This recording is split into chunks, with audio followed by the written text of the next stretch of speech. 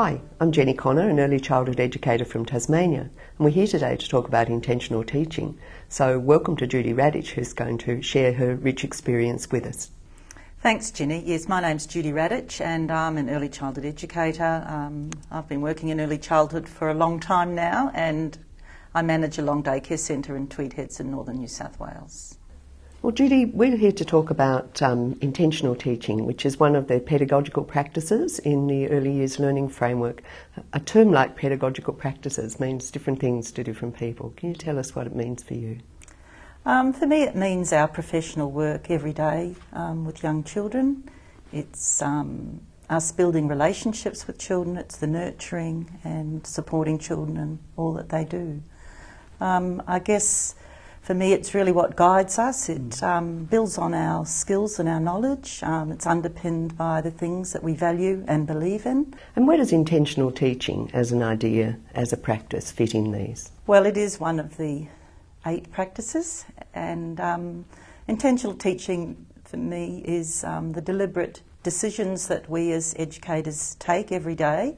It's really about everything that we do. It's not just the experiences and the activities that we provide for young children. It's how we design and set up our environments. It's the type of experiences we give children as well. But it's all of the things that we plan. It's our daily routines. It's the structure of the day. It includes how we group children. So it's many things, really, I see.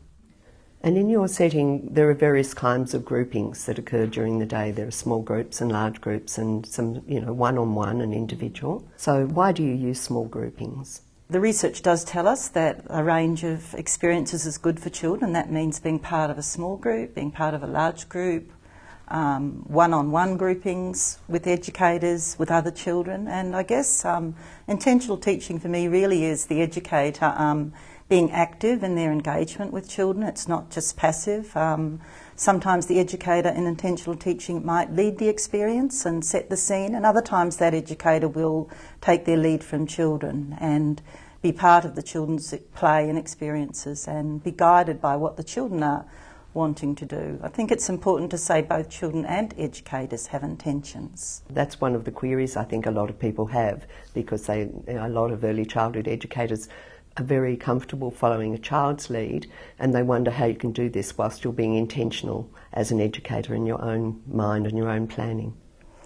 Yes, well, I guess that's one of the things that we as educators juggle every day, and I think that's one of the things why the job of being an early childhood educator is really hard and really tough. I mean, at every moment of the day we're making different decisions, and based on what the children are doing or not doing, and so we, as much as we might have planned some experience or to go one way, the children, by demonstrating, by watching and listening to the children, we actually have to change what we had thought we might do. So I guess intentional teaching is very broad. It's about having some idea of perhaps where you want to go, but being able then to change what you might be doing based on the needs of those particular children at that time. So it's about responding to children and interacting with children, and it must be about adjusting your intentions and having long-term goals and short-term things you want to work with. Yes, it is that. And while we would say, I think one of the things that we need to say is that there are things to be taught in early childhood.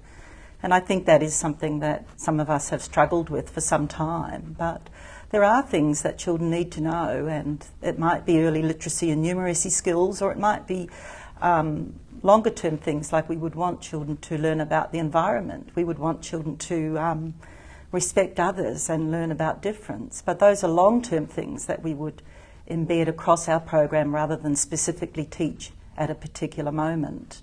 So there's a subtle difference between intentional teaching and explicit teaching. Yes, I think there is, and I think there are some things that sometimes we do have to explicitly teach children, and it might be something like using scissors, and but we all know that some children can pick up a pair of scissors and cut, while others will need to be explicitly taught. So I think there are those differences, and those are judgments that we as educators have to make all day and every day based on those different children that we educate. Well, Judy, intentional teaching, I think we now have an idea about what it means in practice. Can you give us an example? I can. One of the things, I guess, that may not look like intentional teaching for us is the example of the lunchtime routine in our toddler room. And one of the things that staff were struggling with was there was one little girl who didn't want to eat or try the lunch that was provided every day.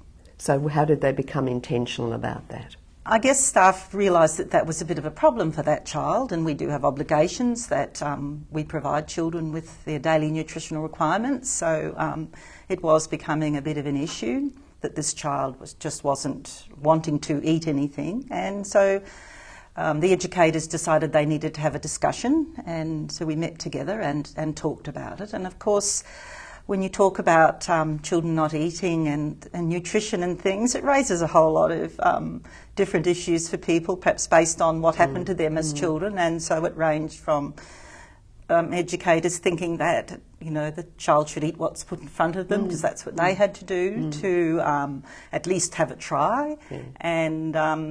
And also to others that said, or like myself, that would say, well, I don't eat anything I don't like, so why should young children eat things that they don't like? So I guess we worked through those sort of issues. And I guess one of the other things was that if we offered an alternate meal to that child, that the very nature of toddlers would mean that they would all want that meal as well, that alternative meal. So in the end, we talked about a number of solutions, and but at the end of the day, we decided that we would provide an alternate meal, and that would be some sandwiches that we would have available in the playroom fridge every day for those children that weren't interested in what was on offer. And it's amazing sometimes when you try things. So that was a deliberate, intentional thing that we would try and then come back and reflect on that and reassess it. And of course, once you try things, sometimes you find that some of the things that you thought were going to be a problem in the beginning are not a problem. And the staff had strategies that they would still offer that one child the usual meal, and once children had begun eating that meal, if somebody didn't want that meal, then they would offer the sandwiches. And children could have the main meal and a sandwich, and it really didn't matter.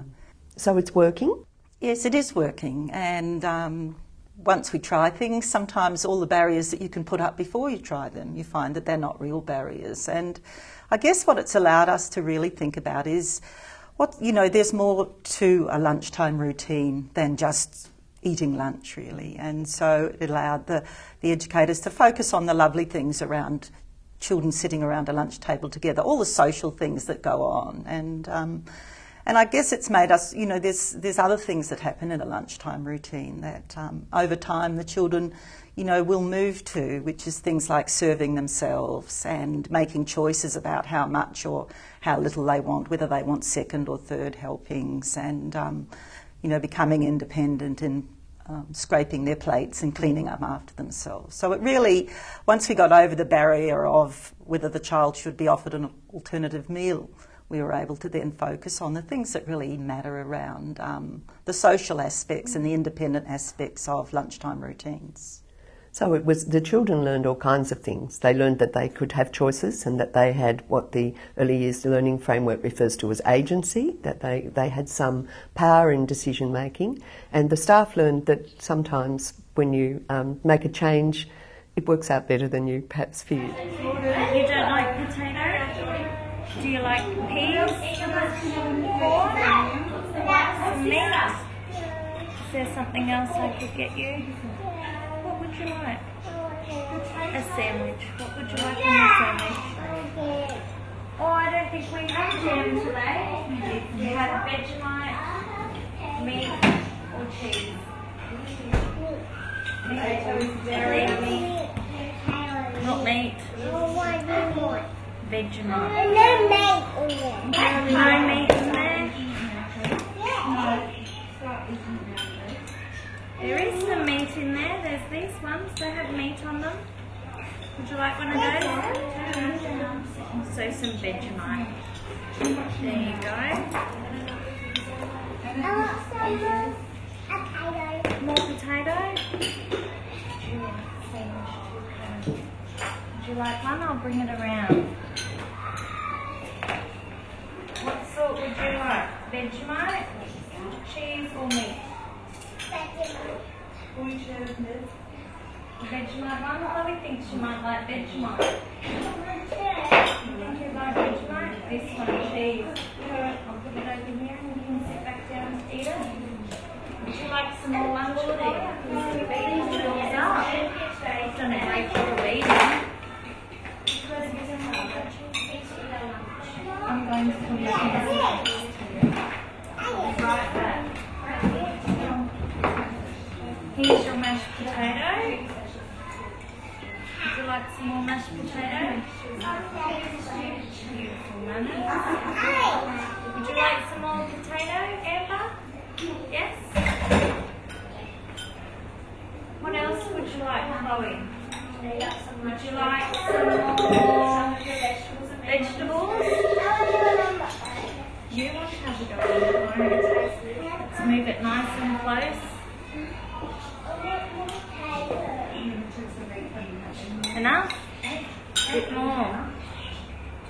Lots of vegetables there. What vegetables can you see? Corn and peas. Should we save some for other people? Yeah? One more spoonful? Oh, you're going to give Cohen some.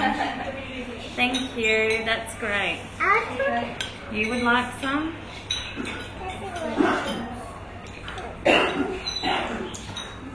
Great. I think it's the novelty of spooning it in.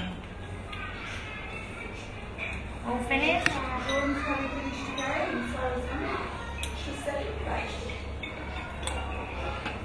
One more. Okay. Thank you. Would you like some more meat, Chloe? Well, thank you, Judy. That's been a fantastic conversation. And we hope that these materials will be a valuable resource for all kinds of early childhood settings to inspire conversations and reflections.